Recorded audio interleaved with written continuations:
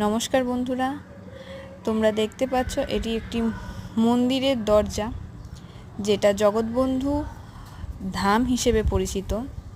এই প্রভু জগৎবন্ধুর ধাম আছে হচ্ছে মুর্শিদাবাদের ডাহাপাড়ায়।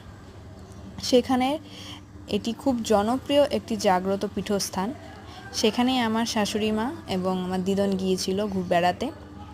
এই যে আমার শাশুড়ি মা মন্দির দেখছে, আর ওই যে দেখতে পাচ্ছ দূরে আমার দিদান, যিনি হচ্ছে নানা ফুল খুঁজে বেড়াচ্ছে, দেখে বেড়াচ্ছে। তো এরা দুজনেই গিয়েছিল ওখানে বেড়াতে। তাদের মাধ্যমে এই ছোট্ট ভিডিওটা আমার পেয়ে ওঠা। তো আমি একা এটা উপভোগ করতে চাইনি, চেয়েছি তোমাদের সাথে ভাগ করে নিতে।